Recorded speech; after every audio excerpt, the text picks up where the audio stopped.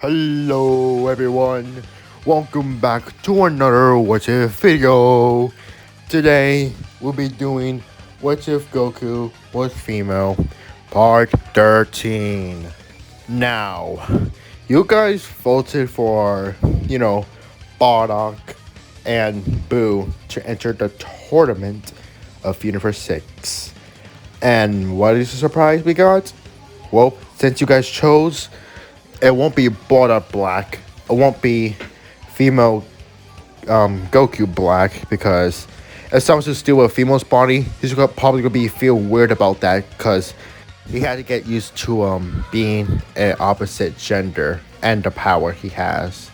And to be honest, the first one is the most important thing to do.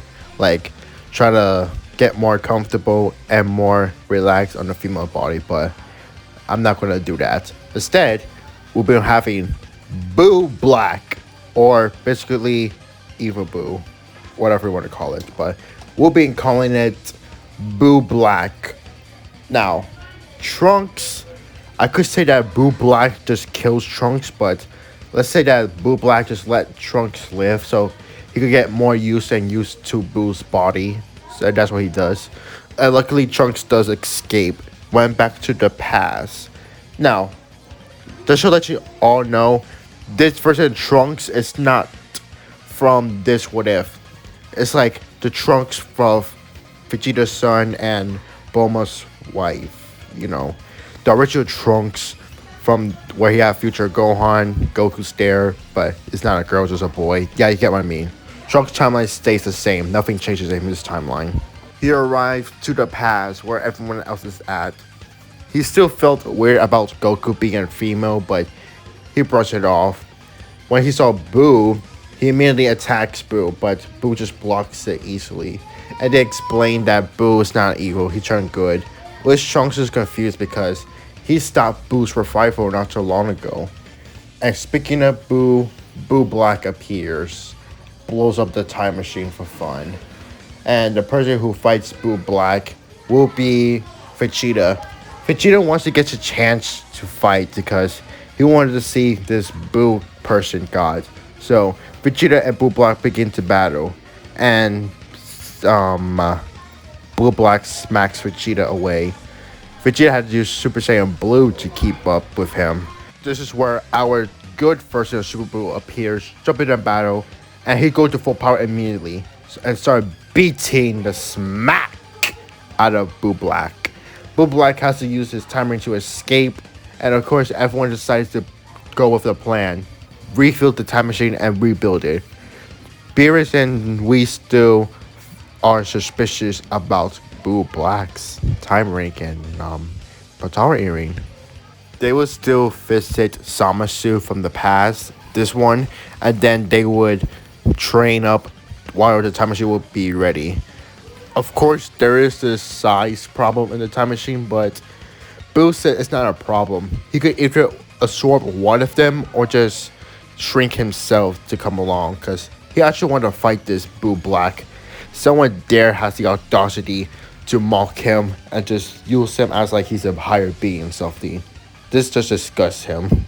So, note, Beat, Vegeta, Bardock, Raditz, and Boo begin to train up.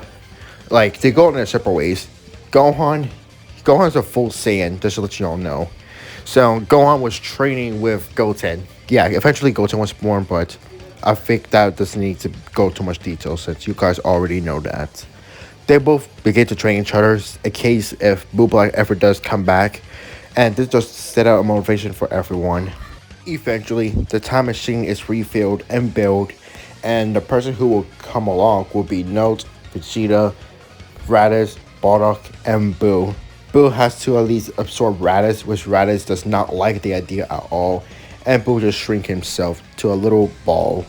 Beat wants to come, but Note tells him that he's the strongest right now and the only Saiyan who has Super Saiyan Blue while they'll be gone for now. And Beat needs to stay here to protect their kids and on Earth too. And they begin to go to future Trunks' timeline. Trunks used the time machine to head to the future. And then of course, you don't guess it, Boo Black arrives. And of course, since he does not steal a Saiyan body, he doesn't get any Sankai boost, but he does get more and more, at least, knowledge about Boo's abilities and powers.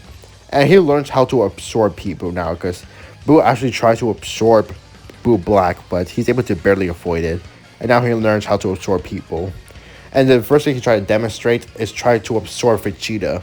Vegeta saw this coming and jumps out of the way. Well, this is going to be tougher than they thought they would. Now Boo could absorb people, and this could be bad. All the Saiyans power up to their Super Saiyan Blue forms. They all knew that how strong Boo Black is. I mean, of course, it's just Super Boo, but this one is just out of this level. They're all ganged up on Boo Black, and Boo Black is being overwhelmed. And before one of them even can finish him off, Zamasu appears and heals Boo Black. And then they begin to reveal their immortal plans by doing their long monologue. And it's not that problem. One of them could easily kill Zamasu, but when one of them did, the fire blast completely incinerating him, he just come back. He also explains he's just immortal. And everyone else is screwed, but Boo, he's like, I don't know. Maybe we could take them down. Said, after all, he could either absorb Zamasu or just turn him to candy and just seal him away or something. This does catch Node's ears and attention. Seal him away, huh? That could work. Zamasu hearing this begins to panic, but he is still confident that maybe it's not that bad. Maybe he can still take them down. He just had to avoid whatever tricks they were pulled.